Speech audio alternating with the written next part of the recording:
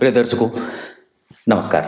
एक बार फिर से उपस्थित हूँ आप सबके सामने विश्लेषण जन्म कुंडली का इस कार्यक्रम के अंतर्गत। आज जो आपके सामने कुंडली लेकर के आया हूँ, ये कुंडली आई है मेरे पास मुंगेर बिहार से। शुरू करते हैं आज का कार्यक्रम। कहीं नहीं जाना है, बिल्कुल बन के रहिएगा।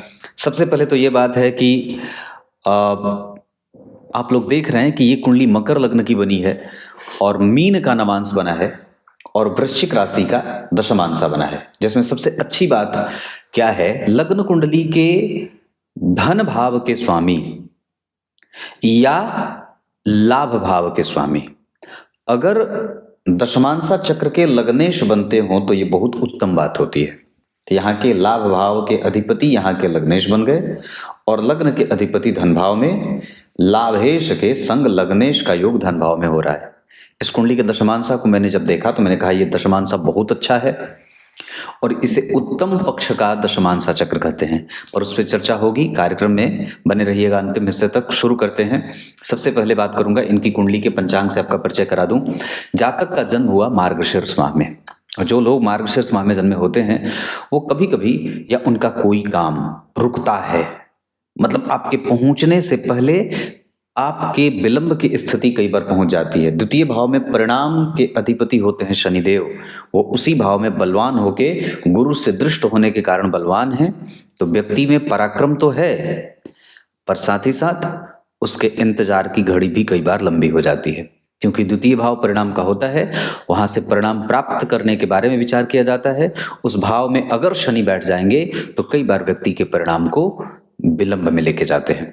उसके बाद जन्म हुआ हेमंत ऋतु, ये दक्षिणायन का काल होता है। तो जितने भी पापक ग्रह होते हैं जैसे शनि, मंगल, राहु, केतु आदि, ये सभी ग्रह बलवान होते हैं और उनके बलवान होने के कारण जीवन में कई बार संघर्ष का माहौल बन जाता है। या शुक्ल पक्ष के प्रतिपदा तिथि के जो चंद्रमा होते हैं वो व्यक्ति की कुंडली में पापक हो जाते हैं और पापक ग्रह के चंद्रमा कारोबार को अनियंत्रित करने की स्थिति में भी कई बार हो जाते हैं। मूल नक्षत्र में जातक का जन्म हुआ, जिसके जो स्वामी देवता होते हैं वो राक्षस ही इसके स्वामी देवता हैं। और मूल संज्ञक नक्षत्र जब अगर पकड़ ले जातक का जन्म, तो जीवन में एग्जिस्ट करने के लिए, सरवाइव करने के लिए आपको आरंभ में दिक्कतों का सामना करना पड़ता है। अगर आप उससे अपने आप को बना लेते हैं, मजबूती से उसका सामना कर लेते हैं, तो फिर आपको दिक्कत नहीं होगी, फिर आप किसी भी कार्य में अपने आप को सफल कर लेंगे। तो मूल नक्षत्र ओम नैऋतये नमः इस मंत्र का जप करना चाहिए और नदियों की सफाई का अभियान चलाना चाहिए। नदियों की सफाई की व्यवस्था करनी चाहिए या नदी की सफाई करनी चाहिए। जल की बर्बादी बिल्कुल ना करें। सहतूत का वृक्ष लगा सकते हैं और पीपल का पौधा भी लगा सकते हैं, पीपल का वृक्ष भी लगा सकते हैं। गंड योग क्षत्रिय वर्ण और राक्षस गण है। क्षत्रिय वर्ण और राक्षस गण के कारण कई बार व्यक्ति के जीवन में रजस तत्व और तमस तत्व की प्रधानता देखने को मिलती है। मतलब यहाँ पे जो पंचांग में स्थिति बनी उसमें गड़बड़ी क्या है, पहली कि जन्म कुंडली का पंचांग जो बना है उसमें चंद्रमा पापक ग्रह के हो गए शुक्ल पक्ष की प्रतिपदा के कारण।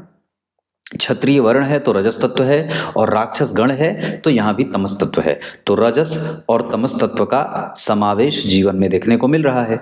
और जन्म हुआ है दक्षिणायन में, तो जितने के पापक ग्रह हैं वो सारे के सारे पापक ग्रह कई बार अत्यंत बली होते हुए नजर आ रहे हैं। तो पंचांग में थोड़ी बहुत गड़बड़ी जरूर है। जन्म हुआ है मंगलवार को और इस कुंडली के लिए मंगल देव होते हैं चतुर्थ के साथ साथ एकादशवें के अधिपति। हालांकि विदेशों से और कई बार बहुत ऊंचा धन कमाने का योग भी लगा रहे हैं, लेकिन लाभ भाव में बहुत सारे ग्रह बैठ करके कहीं ना कहीं कंफ्यूजन भी पैदा कर रहे हैं। क्योंकि सूर्य, बुध और शुक्र जब एक साथ बैठते हैं तो भय की स्थिति उत्पन्न करते हैं। यहाँ आप यूं समझ लीजिए कि जब सूर्य, बुध और शुक्र एक साथ बैठ जाते हैं तो कई बार इस भाव का परिणाम कमजोरी से मिलने लगेगा। या इस भाव के अधिपति सप्तमेश के साथ बैठे हैं। सप्तम और लाभ के अधिपति जन्म कुंडली के 12वें भाव में चले गए, तो सप्तमेश अपने से पंचम भाव के अधिपति के साथ लाभ 12वें भाव में युति कर रहे हैं। तो पत्नी के आने के बाद आमदनी भी बढ़ेगी और व्यय भी बढ़ेगा। पंचम भाव में जो केतु बैठे हैं वृष राशि के, इसके स्वामी जन्म कुंडली में इसको देख रहे हैं, मतलब पंचमेश पंचम को देख रहे हैं। तो यो भावो स्वामी दृष्टो युतो वा, सिद्धांतकार लिखते हैं कि अगर कोई शुभ ग्रह अपने भाव को देखेगा तो शुभ भाव में वृद्धि करेगा। इस भाव पे बुध की दृष्टि है तो व्यक्ति पढ़ लिख जाएगा कम से कम। गुरु तुला राशि के बैठे हैं, ये सर्वोच्च तरीके से इस बात का निर्धारण करा रहे हैं कि व्यक्ति व्यापार करेगा। नवांश कुंडली में चतुर्थ भाव के अधिपति चतुर्थ में चंद्रमा के साथ बैठे हैं और लग्नेश के साथ लाभेश की युति जन्म कुंडली के धन भाव में ये व्यापारिक योग बना रही है। शुक्र जो यहाँ बैठे हैं वो व्यक्ति को अपने मेहनत पे विश्वास करने वाला बना रहे हैं, जबकि यहाँ उच्च के सूर्य दशम भाव के स्वामी होकर के नौकरी की तरफ भी कई बार व्यक्ति के मन को ले जाने का काम करते हैं, पर वहाँ उससे अनुभवों की प्राप्ति भी होती है। यहाँ व्यक्ति को नौकरी करते हुए भी देखा जाए तो कोई आश्चर्य नहीं है। जबकि यहाँ पे नौकरी भाव में जो ग्रह की राशि बनी है वो बुध एकादशवें भाव में बैठ करके व्यक्ति के जीवन में समय की कमजोरी या समय का नष्ट होना भी दिखा रहे हैं कि आपके जीवन में जो आपको सफलता मिलेगी वो कई बार आपको थोड़ी देर से मिले, भगा कर मिले, दौड़ा कर मिले, ऐसी चीजें देखने को मिलती हैं। शनि द्वितीय भाव में व्यक्ति की वाणी को गंभीरता देते हैं और व्यक्ति अपनी अवस्था से बड़ा मालूम पड़ता है। कहने का अर्थ ये है कि जब कभी भी वो कोई काम करता है तो उसमें उसको एक्सपीरियंस भी मिलता है और अपने से बड़ों का उसे संग भी मिलता है। जितनी अवस्था व्यक्ति की है उतने से ज़्यादा तो उसके पास जीवन में फेल्योर के कारण अनुभव आ गया है।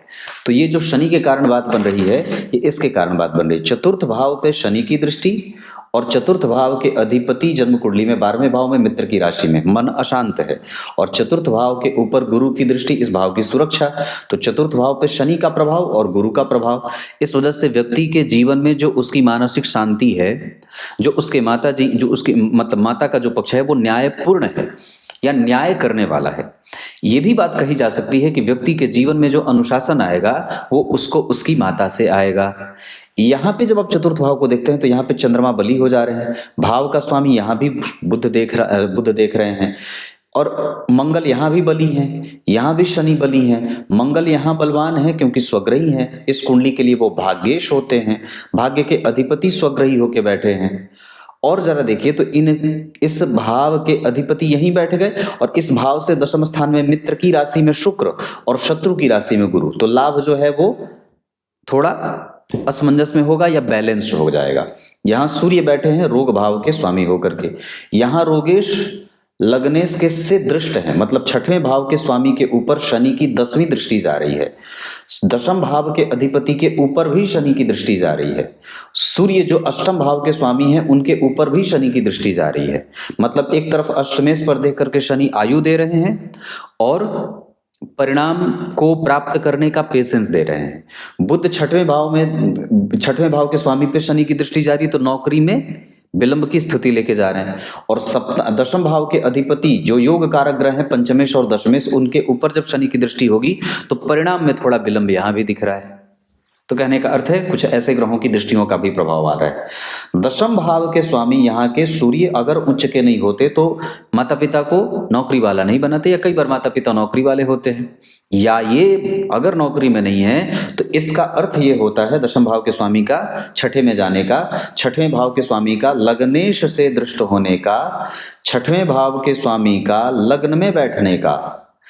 तीनों में समानता है। लग्नेश के ऊपर शनि का संबंध, छठवें भाव के स्वामी के ऊपर शनि का संबंध जो लग्नेश है, तो लग्न और छठे का संबंध बना ना जी। यहाँ पे छठवें भाव के स्वामी लग्न में आ गए तो लग्नेश और छठवें भाव का संबंध बन गया, या लग्न से छठे भाव का संबंध बन गया। यहाँ पे जन्म कुंडली में दशम भाव का संबंध छठवें भाव से बन रहा है। तो इस हिसाब से जो ये निर्णय बन के सामने आती है बात, उसमें ये बात आती है कि व्यक्ति अपने पूर्वजों का काम भी संभाल सकता है। व्यक्ति अपने पूर्वजों का काम संभाल सकता है और भरसक उसे वही काम करना चाहिए जो उसके पूर्वज करते आए हों। तो करियर से संबंधित अगर कोई भी कंफ्यूजन हो तो आप इस बात को खंगाल लेने की कोशिश करिए कि आपके पूर्वज क्या करते आए थे। या तो अगर नौकरी करते आए हैं तो नौकरी करिए, या अगर वो व्यापार करने में सिद्धहस्त थे तो आपको व्यापार करना चाहिए। जरा ध्यान से देखेंगे तो इस कुंडली के दशमांश चक्र पे मेरी दृष्टि बार बार जा रही है। गुरु और चंद्रमा का यहाँ एक साथ बैठना और उनके ठीक पीछे शुक्र का बलवान होकर बैठना, शनि का स्वग्रही होना, ये इस बात का संकेत देता है कि व्यक्ति का करियर निश्चित रूप से अव्यवस्थित तो नहीं होगा। और इसमें जरा भी संदेह नहीं करना चाहिए कि व्यक्ति अपने कारोबार से 100% संतुष्टि का भाव रखेगा। पक्ष को समझिए जरा। तो जन्म कुंडली में लग्न 7 अंश का बना है, मतलब ये एक प्रबुद्ध लग्न माना जाएगा। जो 7 अंश का लग्न है ये प्रबुद्ध लग्न होता है, और इस हिसाब से व्यक्ति के निर्णय और व्यक्ति के स्वास्थ्य की समस्या, स्वास्थ्य से ज्यादा निर्णय, व्यवस्था, व्यक्तित्व और गंभीरता, ये सब इतने मजबूत होंगे कि कुंडली का पक्ष कमजोर कभी भी नहीं होगा। इसके बाद जरा विचार करें तो जन्म कुंडली में अन्य वर्ग चार्ट पे अगर मैं जाता हूं तो ध्यान से देखने पर जो अरिष्ट चक्र बन रहा है उसमें शनि और मंगल चोट चपेट की घटनाएं देने वाले, हाथ पैर के टूटने की संकेत, और साथ ही साथ राहु और केतु, शनि मंगल, ये सब सारे के सारे चारों ग्रह, जबकि मकर लग्न की कुंडली के लिए शनि द्वितीय भाव में स्वामी होकर के मार्केश भी होंगे, मारक भी होंगे क्योंकि द्वितीय भाव के स्वामी हैं। हाँ, ये और ज्यादा डबल ट्रिपल मारक तब हो जाते लग्नेश होने के साथ साथ जब इन पे राहु और केतु में से किसी एक की दृष्टि हो जाती। तो तुला लग्न की, मकर लग्न की कुंडली के लिए सप्तम भाव के स्वामी होते हैं चंद्रमा, मंगल के साथ हैं और 12वें भाव में बैठे हैं। हालांकि इस कुंडली के लिए चतुर्थ के साथ साथ एकादशवें भाव के स्वामी होने के कारण, लग्नेश के परम शत्रु होने के कारण, 12वें भाव में बैठे होने के कारण मंगल भी मारक ग्रह से कम परिणाम नहीं करेंगे, मतलब मंगल भी इस कुंडली के मारक होंगे।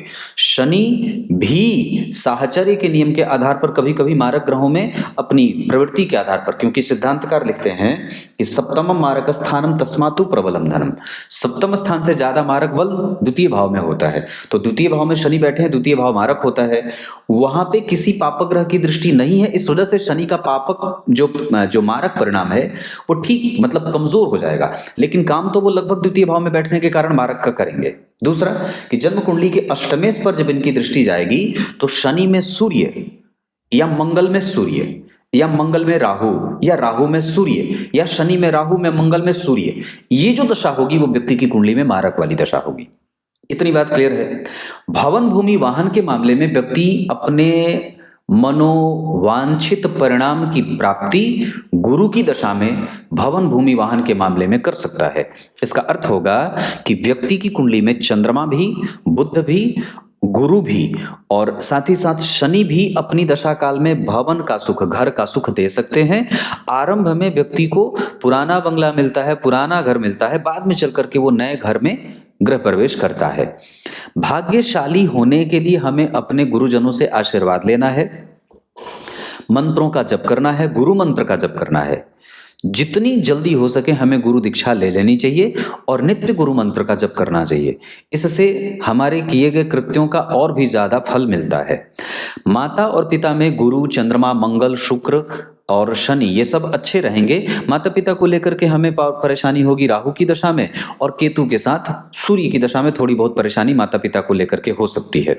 संतान को लेकर के ये कुंडली 100% अच्छी है, क्योंकि सप्तमांसा चक्र में बुध भी ठीक है, शनि भी ठीक है, मंगल भी ठीक है, गुरु चंद्रमा भी ठीक हो रहे हैं। तो इस कुंडली में संतान का पक्ष 100% बहुत अच्छा है।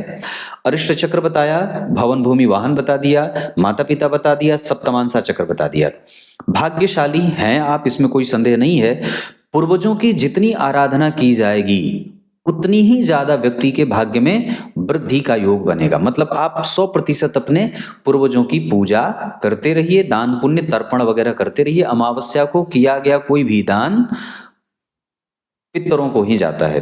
तो ये इस हिसाब से शनि, मंगल, गुरु, सूर्य, बुध, शुक्र और चंद्रमा ये सारे ग्रह जीवन में आपके काम में थोड़े बहुत संघर्ष डालेंगे। राहु और केतु चंद्रमा के होरा में जा रहे हैं अंश बल के आधार पर, इस वजह से कई बार उनकी दशा आपको ना चाहते हुए भी या जैसा सोचे होंगे उससे ज्यादा बेहतर दे जाए, जबकि बाकी के जितने ग्रह हैं उन सबकी दशा में आपको ऐसा लगेगा कि हाँ ये ग्रह है, अच्छा परिणाम देगा, पर वैसा होता नहीं है। इस वजह से भी कई बार व्यक्ति को थोड़ी बहुत परेशानियों का सामना जीवन में करना पड़ता है। इसका 2-3 कारण हो गया। एक, चंद्रमा पापक हो गए, दूसरा दक्षिणायन में जन्म हो गया, तीसरा राक्षसगण और क्षत्रिय वर्ण हो गया, चौथा जन्म कुंडली का केंद्र लगभग खाली है, त्रिकोण लगभग खाली है। तो इस हिसाब से जन्म कुंडली के लग्न से लेकर सप्तम भाव तक आपकी कुंडली में सिर्फ एक ग्रह शनि बैठे हैं। बाकी जितने ग्रह हैं तो 1, 2, 3, 4, 5, 6 ग्रह जन्म कुंडली में सप्तम भाव से बाहर बैठे हैं, जो उत्तरार्ध को बलवान बनाते हैं लेकिन पूर्वार्ध को कमजोर भी बना देते हैं। तो कई बार व्यक्ति के जीवन का संघर्ष पूर्वार्ध में ज्यादा होता है, उत्तरार्ध में थोड़ा कम होता है। पर फिर भी हम इस बात पे अपने आप को आज मेहनत करने से रोक नहीं सकते, क्योंकि कहीं ना कहीं जन्म कुंडली में चंद्रमा 12वें हैं मंगल के साथ, तो व्यक्ति के जीवन में व्यय नियंत्रित व्यय रेगुलर है, उसमें आप कभी भी वो नहीं कर सकते कि नहीं आज व्यय है कल नहीं है। व्यय हमेशा रहेगा, जिम्मेदारी हमेशा रहेगी, आपको अपने आप को सिद्ध भी करना पड़ेगा। मामा मामी, नाना नानी, ये जो हैं, या बुआ के लड़के, इन लोगों से भी कंपटीशन कई बार व्यक्ति के जीवन में देखने को मिल जाता है। आपके रिश्तेदार आपको मुंह पे तो कुछ भी नहीं कहेंगे, पर बाद में चल करके पीठ पीछे आपकी बड़ी बुराई भी करेंगे, क्योंकि चंद्रमा 12 में है। मामा मामी का पक्ष भी कई बार नुकसान वाला होने लगता है। तो इस तरीके की चीजें सामान्यतः कुंडली में देखने को मिल जाती हैं। अब मैं आपको आपकी कुंडली में ग्रहों के नक्षत्रों से आपका परिचय करा देता हूं, कौन से ग्रह किस नक्षत्र में बैठे हैं, तो उनका वन लाइनर कैसा परिणाम मिलने वाला है। अब मैं आपको आपका ध्यान इनकी कुंडली के ग्रहों के नक्षत्र पे लेके आता हूं, जिसमें सबसे पहले बात सूर्य की करेंगे। तो सूर्य इनकी कुंडली में बैठे हैं 28 अंश पे, आत्मकारक, यानी कि इस कुंडली के अष्टमेश आत्मकारक हो रहे हैं। और नवांश कुंडली में उनकी राशि छठे भाव में बन रही है, जो लग्न में मित्र की राशि में बैठे हैं, जहां के अधिपति गुरु नीच के हो रहे हैं और जिनका नीच भंग नहीं भी हुआ है। इस वजह से सूर्य को थोड़ा बल कमजोर मिलेगा और व्यक्ति की मनोवांछित परिणामों को देने में दिक्कत भी देंगे, ऐसा संभव है। तो सूर्य थोड़ा इरिटेशन दे, इच्छा पूर्ति तो यहाँ सूर्य एकादशवें भाव में अति विशिष्ट कारक होकर के कराने की कोशिश करते हैं, पर फिर भी उनको जीवन में थोड़ा बहुत संघर्ष यहाँ से भी मिल रहा है, क्योंकि ये राहु केतु के संपर्क में आ रहे हैं, शनि के प्रभाव में है। क्लियर है। सूर्य ज्येष्ठा नक्षत्र में उस तरीके का मजबूत परिणाम देने से चूक जाएंगे जैसा उन्हें देना चाहिए। जबकि चंद्रमा मूल नक्षत्र के बैठे हैं 8 अंश पे, नवांश कुंडली में दिग्बली हैं, अपनी दशा काल में वो आपके व्यापार को और दिनचर्या को सेट करने की कोशिश करेंगे। मंगल देव आपकी कुंडली में बैठे हैं मूल नक्षत्र के 1 अंश के, नवांश चक्र में वो स्वग्रही हो रहे हैं। मंगल देव भी मूल नक्षत्र के बैठे हैं, तो अपनी दशा काल में और नवांश और दशमांश चक्र के आधार पर वो ग्रह आपको धन देगा, करियर से धन देगा, और उस दशा काल में यश मान पद और प्रतिष्ठा की वृद्धि भी होगी। मतलब मंगल इस कुंडली के पापी भाव के स्वामी होने के कारण एक तरफ महत्वाकांक्षा की वृद्धि और परिणाम की प्राप्ति भी कराएंगे। बुध देव के बारे में अगर चर्चा करते हैं तो बुध 17 अंश के बैठे हैं ज्येष्ठा नक्षत्र में, नवांश चक्र के आधार पर वो ग्रह और दशमांश चक्र के आधार पर वो ग्रह आपकी कुंडली में धन और कंसंट्रेशन को बढ़ाने वाला और आपके परिणाम से आपकी मैत्री या परिणाम से आपको मिलाने वाला, ऐसा बुध बनेंगे। देवगुरु बृहस्पति तुला राशि में 12 अंश पे स्वाति नक्षत्र में नवांश चक्र में नीच के हो जा रहे हैं, दशमांश चक्र में कुंभ राशि में हर जगह वो लगभग शत्रुगत परिणाम कर रहे हैं। तो अपनी दशा काल में कई बार वो स्वास्थ्य, दिनचर्या, माता पिता, सामाजिक प्रतिष्ठा, इन सभी चीजों में कमजोरी भी देंगे, या कई बार ये भी सूर्य की भांति थोड़ा बहुत संघर्ष वाले परिणाम देने वाले बनेंगे। स्वाति नक्षत्र में बैठने होने के कारण थोड़ा बहुत सकारात्मक बिहेवियर में कमजोरी होगी, या व्यक्ति जल्दी ही आत्मविश्वास को खो देता है।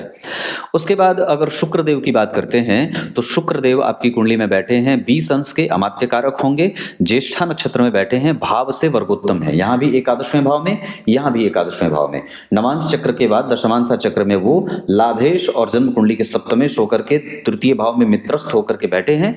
तो शुक्र की दशा लगभग आपकी कुंडली में योग कारक ग्रह है, केंद्र त्रिकोणों के स्वामी हैं, लग्नेश के मित्र हैं, वर्गोत्तम हैं, हर जगह अच्छी राशि को पकड़ रहे हैं। इस वजह से आपकी कुंडली में शुक्रदेव की दशा बहुत अच्छी जाएगी, मतलब इनका अंतर प्रत्यंतर आपके जीवन को ऊंचाइयां देने वाला होगा। शनिदेव आपकी कुंडली में स्वग्रही 1 अंश पे बैठे हैं और नवांश चक्र में वो तुला राशि में हो जा रहे हैं। कुंभ राशि के बाद तुला राशि की यात्रा कर रहे हैं, दशमांश में भी तुला राशि के बाद कुंभ राशि की यात्रा कर रहे हैं। इस वजह से शनिदेव आपकी कुंडली में धन, मान, भवन, प्रतिष्ठा, भवन, इन सभी चीजों का सुख देने वाले बन रहे हैं। यहाँ आपको कई बार संतान की प्राप्ति भी होगी और आयु का सुख भी बढ़ाएंगे, गंभीरता बढ़ाएंगे, मोटा धन देंगे।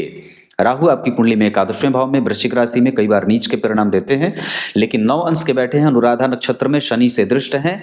इस कारण से व्यक्ति को कई जगह से धन कमाने की लत लगेगी या कई जगह से वो धन कमा सकता है। साथ ही साथ उसकी महत्वाकांक्षा में कई गुना वृद्धि राहु की दशा में भी देखने को मिलेगी। राहु की दशा 100%, लगभग 100% में से 70 से 75% आपके पक्ष में सकारात्मक और 25 से 30% नकारात्मक परिणाम देने वाली बनेगी। राहु आपकी कुंडली में लगभग कारोबार में थोड़ा बहुत व्यय देंगे, हो सकता है कि थोड़ा काम बदलना पड़े, उस समय कारोबार में थोड़ी बहुत रुकावट भी देखने को मिल सकती है। तो ये आपकी कुंडली में ग्रह नक्षत्रों के आधार पर मैंने बात बता दी है, दृष्टि का संबंध बता दिया, बहुत सारी चीजें हैं। अब मैं ग्रहों की डिग्री के आधार पर बताता हूं उसकी इंटेंसिटी कैसी है। तो सूर्य जन्म कुंडली में 25% का बुरा परिणाम और लगभग 25% तक का परिणाम देंगे, मतलब अगर उनकी बुराई जो होगी वो 25% तक की तीव्रता के साथ होगी। चंद्रमा 50% अच्छे और 50% बुरे। मंगल भी 25% तक परिणाम करेंगे। बुध और गुरु 100% अच्छे परिणाम करेंगे, इस कुंडली में ऐसी भी नजर आ रही बात। शनि और शुक्र ये दोनों अच्छे परिणाम करेंगे। राहु और केतु कभी कभी अपनी दशा में अपने नेचर के हिसाब से थोड़ा बहुत भ्रम देना, कंफ्यूज करना या कारोबार को कमजोरी में लेके जाना ऐसा करा सकते हैं, या स्वास्थ्य में आलस्य का प्रभाव देने वाले बन जाते हैं। इसके बाद अगर मैं और भी चीजें बता दूं तो व्यक्तित्व पे काम करने की थोड़ी बहुत आवश्यकता है। आप जितने अच्छे हैं अपने आप को और भी ज्यादा थोड़ा अच्छा बना दीजिए। पैतृक संपत्ति की सुरक्षा और अपनी वाणी को और भी ज्यादा शांत और परिणाम के प्रति जल्दबाजीपन की प्रवृत्ति न रखें। मेहनत हम कर रहे हैं वो बहुत अच्छा है। उसके बाद अगर मैं बात करता हूं तो मानसिक शांति इस कुंडली की सामान्यतः ठीक है। माता के स्वास्थ्य की चिंता थोड़ी बहुत सता सकती है, हालांकि माता का सुख है, आयु अच्छी है। उसके बाद अगर मैं यश मान पद प्रतिष्ठा की बात करूं तो वो कुंडली में लगभग ठीक ठाक है। पेट का ध्यान रखना चाहिए। व्यक्ति पूर्व काल में भी मतलब पूर्व जन्म में भी आज्ञाकारी था, नौकरी करने वाला था और मंत्र जापक भी था। उसके बाद नौकरी और व्यापार में से नौकरी के योग ज्यादा हैं, व्यापार के योग थोड़े कम हैं। कंसंट्रेशन 100% अच्छा है, रिसर्च बहुत अच्छा है, डीप थॉट बहुत अच्छी है और एनालिटिकल व्यू बहुत अच्छा है, कैपेसिटी बड़ी अच्छी है, किसी भी बात को कहने का तरीका भी बहुत अच्छा है। उसके बाद धर्म और भाग्य 100% बहुत अच्छे हैं, सामाजिकता उत्तम है, दर्शन बहुत अच्छा है, इसमें जरा भी संदेह नहीं है। सामाजिक प्रतिष्ठा इस कुंडली में 100% रहेगी। कभी भी आपके जीवन में ऐसी कोई भी घटना या दुर्घटना नहीं होने वाली है जिससे सामाजिक प्रतिष्ठा में कोई कमी आए, लेकिन हाँ प्राप्त करने में आपको थोड़ी मेहनत करनी पड़ेगी, ऐसा मैं देख रहा हूं। ऋण का लेन देन न करें, किसी को भी पैसे देने से 10 बार विचार करें, आपके पैसे वापस आने से कतराएंगे। क्लियर है? कोई भी शुभ कार्य करना हो तो आप कर सकते हैं अनुराधा में, उसके बाद उत्तराषाढ़ा में, उत्तरा भाद्रपद में, हस्त में और इतने सारे नक्षत्र में कोई भी काम कर सकते हैं। मूल नक्षत्र में दान निश्चित रूप से करना चाहिए। अंक आपकी कुंडली के लिए 1 और 8 अच्छा रहेगा। रंग आपकी कुंडली के लिए पीला, हरा और सफेद अच्छा रहेगा। मित्रता वृष और कन्या वालों से कर सकते हैं। उसके बाद शत्रुता न करें मीन, तुला और कर्क वालों से। धन कमाने के लिए आपकी कुंडली पश्चिम दिशा की तरफ यात्रा करे तो ज्यादा बढ़िया है। और उसके बाद भवन जिसमें आप निवास कर सकते हैं वो पश्चिम दिशा का भी भवन हो सकता है। और सबसे बढ़िया तो रहेगा मीन, मेष, वृष, मिथुन, कर्क, सिंह, कन्या, तुला, वृश्चिक, धनु। उत्तर दिशा का मकान भी आपकी कुंडली के लिए बहुत अच्छा रहेगा। इतनी सारी चीजें बनती हैं।